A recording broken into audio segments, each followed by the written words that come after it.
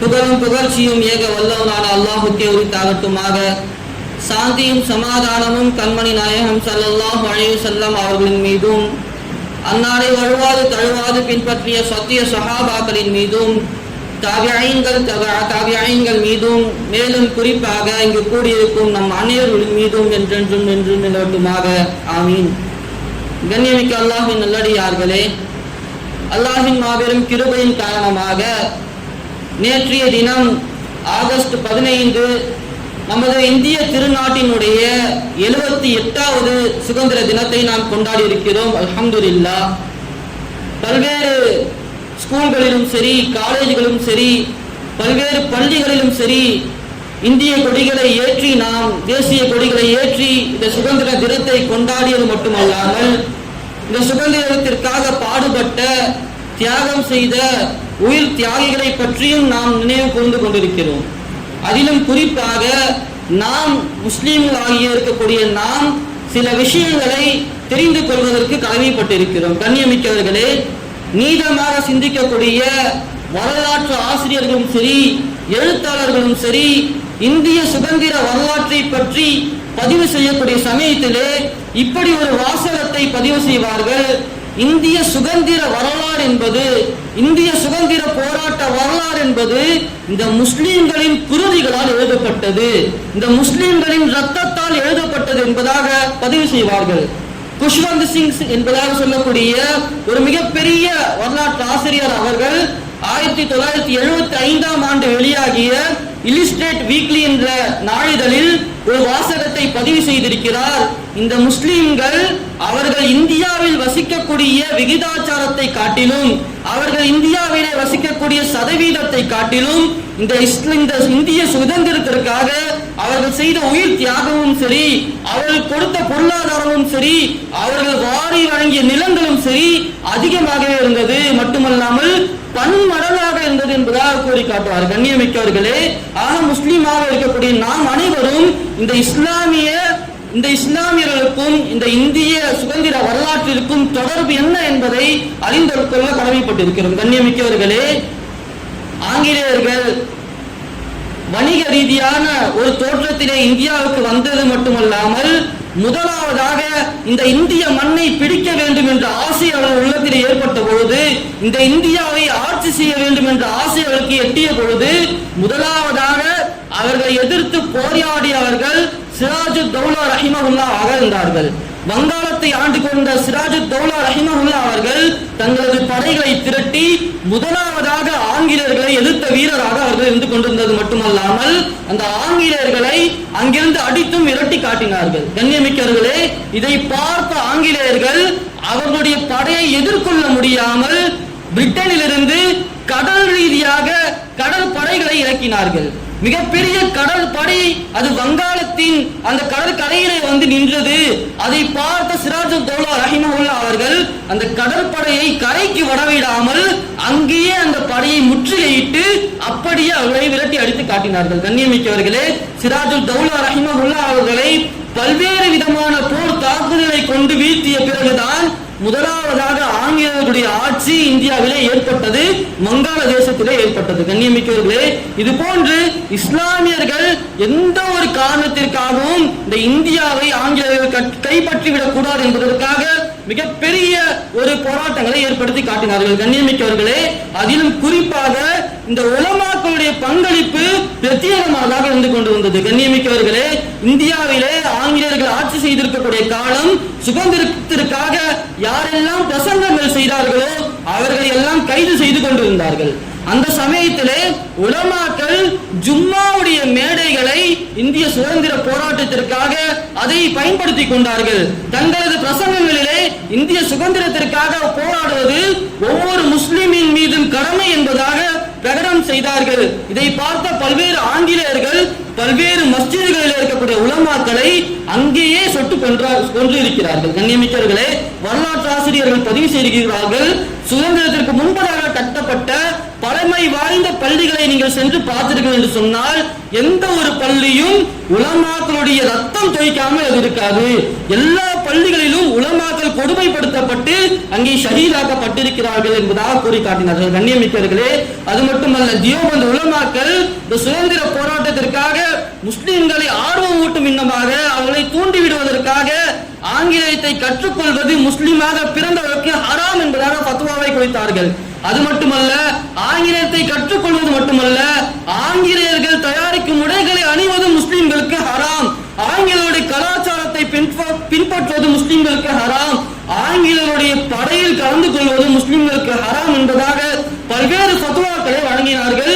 முஸ்லிம்களை இந்த இந்திய சுதந்திர போராட்டத்திற்காக ஊக்குவிக்க வேண்டும் என்பதற்காக நமது தமிழ்நாட்டை சார்ந்த அப்துல் ஹமீத் பாக்கவி ரஹிமஹுல்லாஹ் அவர்கள் ஏழாம் செய்தார்கள் தங்களது பிரசங்கத்திலே, எந்த முஸ்லிம்கள் எல்லாம் கதராடையை அணியாமல் மற்ற ஆடையை அணிந்து கொண்டு இந்தியாவில் தயாரித்த ஆடையை தவிர்த்து கதராடையை தவிர்த்து வேறு ஆடையை ஒருவன் அணிந்து கொண்டு திருமணம் செய்தார் என்று சொன்னால் அந்த திருமணத்திலே நான் ஒருபோதும் கலந்து கொள்ள மாட்டேன் என்பதாக கூறி காட்டினார். கண்ணியமிக்கவர்களே, அது மட்டுமல்ல, காசிம் நானூத்தி ரஹிமஹுல்லாஹ் அவரது பிரசங்கத்திலே கூறி காட்டினார்கள், இந்தியாவில் பிறந்திருக்கக்கூடிய ஒவ்வொரு முஸ்லிமின் மீதும் இந்த ஆங்கிலேயர்களை இந்த இந்தியாவை விட்டு விரட்டி அடிப்பது மார்க்க ரீதியான கடமை என்பதாக ஃபத்வாக்களை வெளியிட்டது மட்டுமல்லாமல் இந்த இந்திய சுதந்திரத்திற்காக போராடக்கூடிய நபர்களுக்கு உண்டான சுப செய்திகளை உள்ளடக்கிய ஒரு புத்தகத்தையும் எழுதி வெளியிட்டார்கள். கண்ணியமிக்கவர்கள், அது மட்டுமல்ல, இந்த ஆங்கிலேயர்கள் உலமாக்களின் மூலமாக எவ்வளவு பெரிய தாக்கம் ஏற்பட்டிருப்பதை பார்த்தார்கள், கண்கூடாக பார்த்தார்கள். இந்த உலமாக்கள் இருக்கும் வரை அவர்கள் கையிலே இந்த ஜும்மாவுடைய பிரசங்கங்கள் ஒவ்வொரு ஜும்மாவிலும் நடக்கும் காலம் வரை ஒருபோதும் இந்த இந்தியாவில் நமது ஆட்சியை வலிமையாக நடத்த முடியாது என்ற முடிவுக்கு வந்த பிறகு பல்வேறு உலமாக்களை கைது செய்து டெல்லியில் பிஷாவர் என்பதாக சொல்லக்கூடிய ஒரு ஊரில் இருக்கக்கூடிய ஒவ்வொரு மரத்திலும் ஒரு உலமாவை தூக்கிலிட்டு கொன்றார்கள். அந்த ஊரில் இருக்கக்கூடிய எந்த ஒரு மரத்திலும் உலமாக்களுடைய சடலம் இல்லாமல் இல்லை, எல்லா மரத்திலும் ஒரு ஆணினுடைய சடலம் அது தொங்கவிடப்பட்டுக் கொண்டதாக இருந்து கொண்டிருந்தது. கண்ணியமிக்கவர்களே, அது மட்டுமல்லாமல் பாலக்கோடு என்பதாக சொல்லக்கூடிய இடத்திலே நடந்த மிகப்பெரிய போரிலே பல்வேறு உலமாக்கள் அங்கே சித்திரவதை செய்யப்பட்டு கொல்லப்பட்டார்கள், ஷஹீதாக்கப்பட்டார்கள் என்பதாக வரலாற்று ஆசிரியர்கள் நமக்கு பதிவு செய்கிறார்கள். கண்ணியமிக்கவர்களே, உண்மையாகத்தான் யார் சொன்னாரோ அவருடைய வார்த்தை உண்மையான வார்த்தை. இந்த இஸ்லாம் இந்திய சுதந்திர போர் என்பது, இந்திய சுதந்திர வரலாறு என்பது இஸ்லாமியர்களின் ரத்தத்தால் எழுதப்பட்ட வரலாறு என்பது 100க்கு 100 உண்மையான விஷயமாக இருந்து கொண்டிருந்தது. அது மட்டுமல்லாமல் தங்களது உயிர்களை தியாகம் செய்தது மட்டுமல்லாமல் முஸ்லிம்கள் தங்களது பொருளாதாரத்தையும் இந்த இந்திய சுதந்திர போராட்டத்திற்காக வாரி வழங்கினார்கள். நேதாஜி சுபாஷ் சந்திர போஸ் அவர்கள் இந்த இந்திய ராணுவ படையை திரட்டினார்கள். பல்வேறு நாடுகளுக்கு சென்று பர்மா, மியான்மர் போன்ற பல்வேறு ஊர்களுக்கு சென்று அங்க இருக்கக்கூடிய நபர்களை இந்திய படையில் சேருவதற்காக ஆர்வமூட்டி சேர்த்துக் கொள்வார்கள். அது மட்டுமல்லாமல் பல்வேறு செல்வந்தர்களை சந்தித்து இந்திய ராணுவத்திற்கான பொருளாதாரத்தை வசூல் செய்து கொண்டிருந்தார்கள். அப்பொழுது மியான்மரில் இருக்கக்கூடிய ஒரு மிகப்பெரிய வணிக பகுதிக்கு செல்கிறார்கள். அங்க இருக்கக்கூடிய அனைத்து வணிகர்களையும் ஒன்று சேர்த்து அங்க இருக்கக்கூடிய நபர்களை ஆர்வமூட்டி இந்திய சுதந்திர போராட்டத்திற்காக தியாகம் செய்யக்கூடிய இந்த போர் வீரர்களுக்கு செலவீனங்கள் அதிகமாக இருக்கிறது, அதற்காக உதவி கேட்கக்கூடிய சமயத்திலே அங்க இருக்கக்கூடிய வணிகர்கள் எல்லாம் ஆலோசனை செய்து அங்கே அவர்கள் ஒரு முடிவை கூறுகிறார்கள், நாங்கள் சம்பாதிக்கக்கூடிய வருமானத்திலே 10% இந்த இந்திய போர் வீரர்களுக்காக நாங்கள் செலவழிக்கிறோம் என்பதாக அவர்கள் முடிவு செய்கிறார்கள். இதை கேட்டு சுபாஷ் சந்திர போஸ் அவர்கள் மிகவும் கடுமையான கோபம் கொண்டவர்களாக இந்திய நாட்டிற்காக தங்களது உயிர்களை தியாகம் செய்யக்கூடிய நபர்களுக்காக ஒரு 10% தான் உங்களால் கொடுக்க முடியுமா என்பதாக ஒரு கோபமாக பேசக்கூடிய சமயத்திலே அங்கே ஒரு வயது முதிர்ந்தவர் ஒரு காகித துண்டை எடுத்துக்கொண்டு அவரிடத்தை வந்து கொடுக்கிறார். அந்த காகித துண்டை படித்த பிறகு நேதாஜி சுபாஷ் சந்திர போஸ் அவர்கள் தேம்பி அழ ஆரம்பித்து விட்டார்கள். காரணம், அதில் எழுதப்பட்டிருந்தது, என் பெயர் ஹபீப் முகமது, என் பெயர் ஹபீப் முகமது, நான் இங்கே இருக்கக்கூடிய மிகப்பெரிய செல்வந்தனாக வணிகசானாக இருக்கிறேன். எனது இங்கே இருக்கக்கூடிய இந்த ஊரில் மட்டும் எனக்கு இருக்கக்கூடிய சொத்து மதிப்பு, வியாபார பொருட்களுடைய மதிப்பு 1 கோடி இருக்கும். அந்த காலத்திலே 1 கோடி, அந்த 1 கோடி முழு சொத்தையும் இந்த போர் வீரர்களுக்காக நான் தருகிறேன் என்பதாக அந்த வார்த்தையை படித்த பிறகு அவர்கள் தேம்பி அழுக ஆரம்பித்தார்கள். கண்ணியமிக்கவர்களே, தங்களது முழு சொத்தையும் இந்த இந்திய சுதந்திர போராட்டத்திற்காக தியாகம் செய்தவர்கள் முஸ்லிம்களாக இருந்தார்கள். அது மட்டுமல்ல, அங்க இருக்கக்கூடிய சபையிலே அவர்களுக்கு கௌரவிக்கும் விதமாக சுபாஷ் சந்திர போஸ் அவர்களுக்கு பல்வேறு நபர்கள் மாலையை அணிவித்தார்கள். அந்த மாலையை எடுத்து வந்து சுபாஷ் சந்திர போஸ் அவர்கள் ஒரு சபையிலே அதை ஏலம் செய்தார்கள். அதை ஏலத்திற்கு எடுக்கிறவங்க எடுக்கலாம்னு சொல்லிட்டு அந்த தொகையை நான் இந்திய சுதந்திர போராட்ட வீரர்களுக்கு பயன்படுத்துவேன் என்பதாக கூறிய சமயத்திலே அந்த சாதாரண பூ மாலையை அந்த காலத்திலே ஒரு மாலையை 3 லட்சம் ரூபாய் கொடுத்து இந்த இஸ்லாமிய சமுதாயத்தை சார்ந்த அமீர் ஹம்சா அவர்கள் ஒவ்வொரு மாலைக்கும் 3 லட்சம் ரூபாய் தொகையை கொடுத்து அந்த மாலையை வாங்கி கொண்டார்கள். கண்ணியமிக்கவர்களே, இஸ்லாமியர்கள் தங்களது உயிர்களை மட்டுமல்லாமல் எங்களது பொருளாதாரத்தையும் வாரி வழங்கி காட்டினார்கள். கண்ணியமிக்கவர்களே, அது மட்டுமல்ல, இந்த முஸ்லிம் சமுதாய பெண்களும் கூட இந்த இந்திய சுதந்திர போராட்டத்திற்கு மிகப்பெரிய காரணமாக அமைந்தார்கள். ஆல்ட் வெல் என்பதாக சொல்லக்கூடிய ஒரு பெண்மணி டெல்லியில் இருக்கக்கூடிய அரசுக்கு எதிராக ஒரு டெல்லி கோர்ட்டிலே ஒரு கேஸ் தொடுக்கப்படுகிறது, ஒரு வாதாடம் நடக்கிறது. அந்த கோர்ட்டுக்கு எதிராக சாட்சி சொல்ல வந்தவர்கள் தான் ஆல்ட் வெல் என்பதாக சொல்லக்கூடிய ஒரு பெண்மணி. அந்த பெண்மணி அந்த கோர்ட்டிலே அந்த ஜட்ஜி இடத்திலே கூறுகிறார்கள், நான் இந்த ஊரை சார்ந்த முஸ்லிம் பெண்களை நான் பார்த்திருக்கிறேன். அவர்கள் காலையில் எழுந்து தஹஜ்ஜுடைய நேரத்திலே தனது பிள்ளைகளை எழுப்பி, சின்ன சின்ன பிள்ளைகளை எழுப்பி தஹஜ்ஜுடைய தொழுகையை தொழுக வைத்து விட்ட பிறகு நீங்கள் அல்லாஹ்விடத்திலே துஆ செய்யுங்கள், இந்த இந்திய முஸ்லிம்களுக்கு சுதந்திரம் கிடைக்க வேண்டும், இந்திய மக்களுக்கு சுதந்திரம் கிடைக்க வேண்டும், ஆங்கிலேயருக்கு அல்லாஹ் தஆலா தோல்வியை தர வேண்டும் என்பதாக தனது சின்ன பிள்ளைகளையும் கூட தஹஜ்ஜுடைய நேரத்தை எழுப்பிவிட்டு துஆ செய்வதற்காக அவர்கள் வலியுறுத்தி கொண்டிருந்தார்கள் என்பதாக இஸ்லாமிய பெண்மணிகளை பற்றி ஒரு பிரிட்டனை சார்ந்த அந்த பெண் அவர்கள் ஜட்ஜிடத்திலே கூறி காட்டினார்கள். அது மட்டுமல்ல, தௌலத் பேகம் என்பதாக பேகம் ஹஜ்ரத் என்பதாக சொல்லக்கூடிய அந்த சிற்றரசி ஒரு சிறிய பகுதியை ஆண்டு கொண்டிருந்த பெண்மணியாக இருந்தார்கள், முஸ்லிம் பெண்மணியாக இருந்தார்கள். அந்த இடத்தை கைப்பற்றுவதற்காக 30,000 பேர் கொண்ட படையுடன் சேர்ந்து காலிம் என்பதாக ஒரு நபர் அவருடைய தலைமையிலே படை வருகிறது. அந்த பெண்மணி தனது படைகளை வைத்துக் கொண்டு அந்த 30,000 கொண்ட நபர்களை கொண்ட படையை அவர்கள் விரட்டி அடித்தார்கள் என்பதாக வரலாற்றை பதிவு செய்திருக்கிறார்கள். கண்ணியமிக்கவர்களே, இது போன்று இஸ்லாமியர்களுக்கும் இந்த இந்திய சுதந்திரத்திற்கும் என்ன சம்பந்தம் இருக்கிறது என்பதை அறிவதற்கு நாம் கடமைப்பட்டிருக்கிறோம். அது மட்டுமல்ல, சிறுவரும் கூட, இஸ்லாமிய சிறுவர்களும் கூட இந்திய சுதந்திரத்திற்காக போராடி இருக்கிறார்கள். ஒரு பகுதியிலே, சிந்து மண்டலம் என்பதாக சொல்லக்கூடிய ஒரு பகுதியிலே ஒரு சிறிய சிறுவன் உரையாற்றிக் கொண்டிருக்கிறான். அவனை சுற்றி பெரும் கூட்டம் என்று பார்த்துக் கொண்டிருக்கிறது. அந்த சிறுவன் பேசக்கூடிய ஒவ்வொரு வார்த்தையும் அது வில்லில் இருந்து எய்யப்பட்ட அம்பை போன்று அந்த மக்களுடைய உள்ளத்திலே பாய்ந்து கொண்டிருக்கிறது. இதை பார்த்த அந்த மக்கள் எல்லாம் ஆக்ரோஷம் கொண்டவர்களாக, கோபம் கொண்டவர்களாக அந்த சபையிலே அமர்ந்து கொண்டிருக்கிறார்கள். இதை பார்த்த அந்த ஆங்கிலேயர்கள் உடனடியாக அவரை கைது செய்து, அந்த 11 வயது இருக்கக்கூடிய சிறுவனை கைது செய்து உடனடியாக கோர்ட்டிலே ஆஜர் செய்கிறார்கள். அங்கிருக்கக்கூடிய ஆங்கிலேயரை சார்ந்த ஒரு ஜட்ஜி அவர்கள் அந்த சிறுவனிடத்திலே கேட்கிறார்கள், நீ யார், உன் பேர் என்ன என்பதாக கேட்கிறார்கள். அந்த நபர், அந்த சிறுவன், 11 வயது சிறுவன் புத்தகத்திலே, வரலாற்று புத்தகத்திலே பதிவு செய்கிறார்கள். அந்த சமயத்திலே அந்த சிறுவனின் உயரம் என்பது அந்த வக்கீல் கோர்ட்டிற்கு முன்பதாக ஆஜராகக்கூடிய அந்த குற்றவாளிகள் கூண்டினுடைய அளவுதான் இருந்தது. அந்த ஜட்ஜால் அங்கு இருந்து கொண்டு அவரை பார்க்க முடியவில்லை. அந்த அளவுக்கு உயரம் குறைவாக இருக்கக்கூடிய ஒரு 11 வயது இருக்கக்கூடிய சிறுவன் கூறிய வார்த்தை, என் பேர் ஹைர் முஹம்மது, சுதந்திரமானவன் என்பதாக கூறுகிறார்கள். ஹைர் முஹம்மது ஹுர்ரி, நான் ஒரு சுதந்திரமானவன் என்பதாக அவர் கூறுகிறார். அதை பார்த்து ஆச்சரியப்பட்ட அந்த நபர் ஜட்ஜி கேட்கிறார், உன்னுடைய தந்தை பெயர் என்ன? உடனடியாக அவர் கூறினார், என்னுடைய தந்தை பெயர் இஸ்லாமாக இருக்கிறது என்பதாக கூறினார்கள். நீ எந்த ஜாதியை சார்ந்தவன், நீ எந்த கேஸ்டை சார்ந்தவன் என்பதாக அந்த ஜட்ஜி கேட்கிறார். அந்த சிறுவன் கூறிய வார்த்தை, உங்களுக்கு ஒத்துழையாமை ஜாதியை நான் சார்ந்தவன், ஆங்கிலேயருக்கு ஒரு காலம் ஒத்துழைக்காமல் இருக்கக்கூடிய ஜாதியை நான் சார்ந்தவன் என்பதாக கூறி காட்டினார்கள். உடனடியாக அவர் கேட்கிறார், நீ என்ன வேலை செய்கிறார், உங்களுடைய குடும்ப தொழில் என்ன என்பதாக கேட்கக்கூடிய சமயத்திலே அந்த சிறுவன் கூறிய வார்த்தை, இங்க இருக்கக்கூடிய ஒவ்வொரு நபரையும் உங்களுக்கு எதிராக தூண்டிவிடும் வேலையை நான் செய்கிறேன். இந்த இஸ்லாமிய சமுதாயமும் சரி, இங்க இருக்கக்கூடிய ஒவ்வொரு மக்களும் சுதந்திரத்தை அடைய வேண்டும், உங்களை விரட்டி அடிக்க வேண்டும் என்ற வேலையை நான் பார்த்துக் கொண்டிருக்கிறேன் என்பதாக அவர் கூறி காட்டினார். 11 வயது சிறுவன். அது மட்டுமல்லாமல் அந்த ஜட்ஜி கேட்கிறார், சரி மாட்டிக்கிட்ட, நீ உன்னுடைய குற்றத்தை ஒப்புக்கொள்கிறாயா என்பதாக கேட்கக்கூடிய சமயத்திலே அந்த 11 வயது சிறுவன் கூறினார், நான் என்ன தவறு செய்தேன்? நான் இந்த நாட்டில் பிறந்தவன், நான் இந்த நாட்டில் பிறந்தவன், இந்த நாடு சுதந்திர நாடாக இருக்க வேண்டும் என்று என்ன ஆசை, எனது உரிமை, எனது உரிமைக்காக நான் குரல் கொடுக்கிறேன், நான் என்ன தவறு செய்தேன் என்பதாக கேட்கிறார். இதை பார்த்தவுடன் அந்த நபரை, அந்த சிறுவனை கைது செய்து சிறையில் அடைத்து விடுகிறார்கள். கண்ணியமிக்கவர்களே, முஸ்லிமான மன்னர்களும் சரி, பாமர மக்களும் சரி, இஸ்லாமிய பெண்களும் சரி, இஸ்லாமிய சிறுவர்களும் சரி, இந்த நாட்டிற்காக உயிர் தியாகங்களை செய்திருக்கிறார்கள், பொருள் தியாகங்களை செய்திருக்கிறார்கள், அவர்கள் ரத்தத்தை ஓட்டியிருக்கிறார்கள். கண்ணியத்திற்குரியவர்களே, இந்த வரலாறுகளை இன்று மறைக்கப்பட்டுக் கொண்டிருக்கின்றன. கண்ணியமிக்கவர்களே, ஒரு விஷயத்தை நாம் விளங்கிக் கொள்ள வேண்டும்.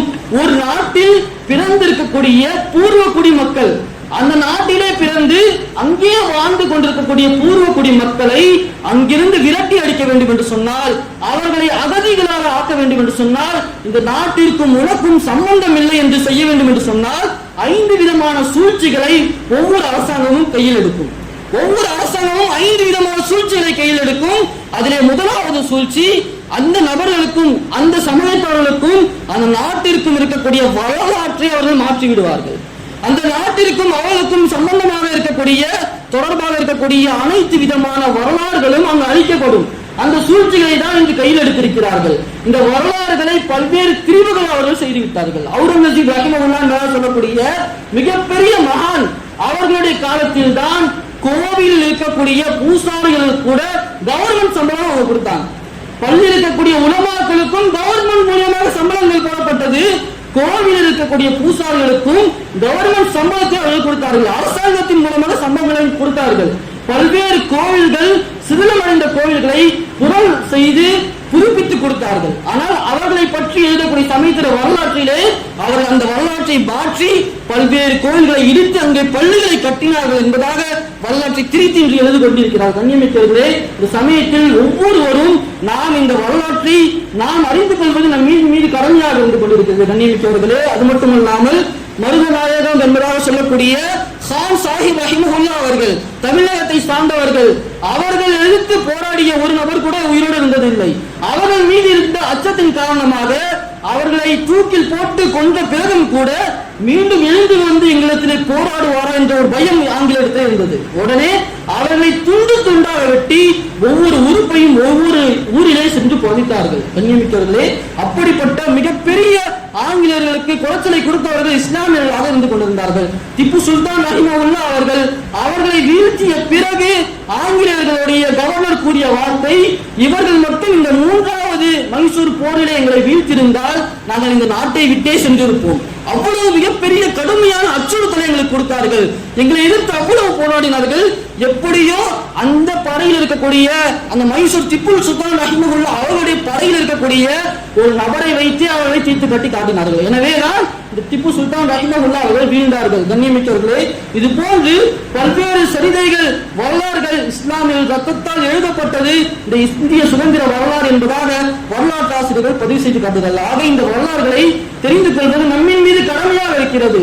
நாம் இந்த வரலாற்றை கற்றுக்கொண்டு பிறகு பின்னர் வரக்கூடிய சமுதாயத்திற்கு இந்த வரலாற்றை கொண்டு போய் சேர்க்க வேண்டும். கண்ணியமிக்கவர்களே, இந்த அளவிற்கு ஒரு முஸ்லிம் சமுதாயம், ஒரு சமுதாயம் தனது ரத்தத்தையும் தனது உயிரையும் தனது பொருளாதாரத்தையும் ஒரு நாட்டின் சுதந்திரத்திற்காக தியாகம் செய்ய வேண்டிய கடமை என்ன இருக்கிறது, எது அவர்களை தூண்டியது என்பதாக நாம் பார்க்கக்கூடிய சமயத்திலே உலமாக்கள் கூறுகிறார்கள், இந்த இஸ்லாம் தான் தூண்டியது. நபி ஸல்லல்லாஹு அலைஹி வஸல்லம் அவர்கள் ஊட்டிய அந்த பாடம் தான் அவர்களை தூண்டியது. ருஸ்தும் என்ற மன்னனை எதிர்த்து இஸ்லாமிய படையினர்கள் செல்கிறார்கள் பாரிஸ் நாட்டை நோக்கி. அங்கு செல்லக்கூடிய சமயத்தில் அந்த ருஸ்தும் மன்னன் இஸ்லாமிய படை தளபதியை அழைத்து நான் அவரிடத்தில் பேச்சுவார்த்தை நடத்த வேண்டும் என்பதாக ஆசைப்படுகிறார். அப்போது இஸ்லாமிய படையிலிருந்து ஒரு சாதாரண ஒரு சிப்பாயை அங்கே அனுப்பி விடப்படுகிறது. அந்த அரசன் எப்படியாவது இந்த இஸ்லாமிய தலைவரை நாம் பயமுறுத்தி விட்டால் அவருடைய படையை பின்வாங்கிடுவார்கள் என்பதாக எண்ணிக்கொண்டு தனது முழு அரண்மனையும் அலங்காரத்தில் அலங்கரிக்கிறார். எல்லா படைகளையும் அரண்மனையை சுற்றி நிறுத்த வைக்கிறார். அவரிடத்தில் இருக்கக்கூடிய எல்லா போர் வீரர்களையும் அரண்மனையை சுற்றி நிறுத்தி வைக்கிறார். காரணம், ஒரு நபர் வருகிறார், அந்த நபரை நாம் பயமுறுத்தி விட்டோம் என்று சொன்னால் அந்த இஸ்லாமிய படை பின்வாங்கி சென்று விடும் என்ற ஆசையின் காரணமாக தனது அரண்மனையை அலங்கரித்து வைக்கிறார். அங்கே வந்ததும் அதற்கு மாற்றமாக இஸ்லாமிய சமுதாயத்தில் இருக்கக்கூடிய படையிலிருந்து ஒரு சிப்பாய் வருகிறார்கள். அந்த சிப்பாயின் தோற்றத்தை பார்த்து அந்த வாயில் காவலர்கள் அவரை உள்ளே அனுமதிக்கவில்லை. அவ்வளவு ஒரு எளிமையான தோற்றம், அவரை உள்ள விட முடியாதுன்னு சொல்லிட்டாங்க. உடனே அரசர் கேட்கிறார், அங்கே என்ன சத்தம் என்பதாக கேட்கக்கூடிய சமயத்திலே அந்த நபர் கூறிய வார்த்தை, திடீர்னு ஆமிர் ரலியல்லாஹு அன்ஹு கூறினார்கள், நீங்கள் பேச்சுவார்த்தைக்கு அழைத்ததால் தான் நாங்கள் வந்திருக்கிறோம், இல்லை என்றால் போர் நிகழும் என்பதாக கூறி காட்டினார்கள். உடனடியாக அரசர் அவரை வரவழைக்கிறார். அந்த நபர் திடீர்னு ஆமிர் ரலியல்லாஹு அன்ஹு அவர்கள் தன்னை அந்த கழுதையை ஓட்டி கொண்டு வந்து அரசனுடைய சிம்மாசனத்தின் அருகில் கட்டி போட்டுகிறார்கள். இந்த ஒரு நபரை பயமுறுத்தாட்ட வேண்டும் என்பதற்காக தனது முழு படையும் திரட்டி நிற்க வைத்த அந்த அரசன் இந்த ஒரு நபரை பார்த்து அந்த முழு படையும் அங்கே அதிர்ந்து போனது. இந்த ஒரு நபர் சாதாரண முறையிலே இவ்வளவு படைகள் நிற்கிறது, இவ்வளவு குதிரை படைகள் இருக்கிறது, இத்தனை லட்சக்கணக்கான மக்களை நாம் நிற்க வைத்திருக்கிறோம், ஒரு சாதாரண நபர் எளிமையான முறையில வந்து எந்த ஒரு பயமும் இல்லாமல் அங்கே நிற்கிறார். அதை பார்த்து அந்த முழு படையும் அஞ்சு நடுங்கியது. பிறகு அந்த அரசன் கேட்கிறார், எதற்காக நீங்கள் வந்திருக்கிறீர்கள், எதற்காக நீங்கள் இங்கே நாட்டை நோக்கி வைத்திருக்கிறீர்கள் என்பதை கேட்கக்கூடிய சமயத்திலே அவர்கள் கூறிய முதல் வார்த்தை அதுதான் இன்று வரை இஸ்லாமியர்களாக இருக்கக்கூடிய முஸ்லிம்களை இந்த சுதந்திர போராட்டத்திற்காக தூண்டிய விஷயம். அவர்கள் கூறி காட்டினார்கள், நாங்கள் வரவில்லை, அல்லாஹ் எங்களை அனுப்பி வைத்திருக்கிறான், அல்லாஹ்வின் புறத்திலிருந்து இந்த முஸ்லிம் சமுதாயமாக நாங்கள் உலகத்திலே அனுப்பப்பட்டிருக்கிறோம். காரணம் என்ன, நீங்கள் மக்கள் நீங்கள் சிலரை அடிமைப்படுத்தி ஆண்டு கொண்டிருக்கிறீர்கள், சிலரை நீங்கள் அரசர் என்று மற்றவர்கள் எல்லாம் அடிமைப்படுத்தி ஆண்டு கொண்டிருக்கிறீர்கள். இந்த அடிமைத்தனத்தை உடத்தெறிய நாங்கள் வந்திருக்கிறோம். இந்த அடிமைத்தனத்தை உடத்தெறிந்து அல்லாஹை மட்டும்தான் வணங்க வேண்டும் என்ற ஒரு கொள்கையை நாங்கள் கொண்டு வந்திருக்கிறோம். மக்கள் சிலர் அடிமையாக இருக்கக்கூடாது. இந்த ஒரே நோக்கம்தான், அவர்கள் கூறிய அதே ஒரே நோக்கம்தான் இங்க இருக்கக்கூடிய உலமாக்கள் அவர்கள் உறுதியை கொண்டு முஸ்லிம் சமுதாயத்தை சுதந்திர போராட்டத்திற்காக தூண்டினார்கள். ஆங்கிலேயர் நீங்கள் இங்க இருக்கக்கூடிய மக்களை அடிமைப்படுத்தி வாழ்ந்து கொண்டிருக்கிறீர்கள், ஆனால் நாங்கள் அந்த அடிமைத்தனத்தை உடைத்து அல்லாஹிற்கு மட்டும், படைத்த ஒருவனுக்கு மட்டும் நாங்கள் அடிமையாக இருக்க வேண்டும் என்பதன் காரணமாகத்தான் இந்த போரை மேற்கொண்டோம் என்பதாக இந்த உலமாக்கள் இந்த உறுதிப்பாட்டை எடுத்துக்கொண்டால் நியமிக்கிறீர்களே. இந்த வரலாறுகளை நாம் உணர்ந்து கொண்டு அறிந்து கொண்டு அதன்படி நாம் நமது பிள்ளைகளுக்கு அந்த வரலாறை கொண்டு போய் சேர்க்க வேண்டும். இறுதியாக மௌலானா முஹம்மது அலி ரஹ்மத்துல்லாஹி அவர்கள் சுதந்திர போராட்டத்திற்கு முன்பதாக ஹஜ்ஜுக்கு செல்கிறார்கள். ஹஜ்ஜுக்கு சென்று அந்த காபாவுடைய திரையை பிடித்து 2 துஆக்களை செய்கிறார்கள். யா அல்லாஹ், இந்தியாவில் இருக்கக்கூடிய மக்களுக்கு நீ சுதந்திரத்தை தருவாயாக, ஆங்கிலேயர்களுக்கு வீழ்ச்சியை கொடுத்து இந்திய மக்களுக்கு நீ சுதந்திரத்தை தருவாயாக என்பதாக முதலாவது துஆவை கேட்டார்கள். அந்த துஆவை அல்லாஹ் கபூல் செய்து கொண்டால் நமக்கு சுதந்திரத்தை வழங்கிவிட்டான். இரண்டாவது துஆ செய்தார்கள், யா அல்லாஹ், சுதந்திர இந்தியாவில் இஸ்லாத்திற்கு நீ செழிப்பான வாழ்க்கையை தருவாயாக, முஸ்லிம்களுக்கு நீ செழிப்பான வாழ்க்கையை, தீனுடைய வளர்ச்சியை நீ தருவாயாக என்பதாக துஆ செய்தார்கள். அந்த துஆவை நாமும் செய்ய கடமைப்பட்டிருக்கிறோம். அல்லாஹ் தஆலா அவருடைய துஆவை கபூல் செய்து இந்த நாட்டிலே நிம்மதியாக, ஆரோக்கியமாக, செழிப்பாக வாழக்கூடிய முஸ்லிம்களாக நம் அனைவரையும் ஆக்கி அனுப்புவாராக. வா அல்ஹம்துலில்லாஹி ரப்பில் ஆலமீன்.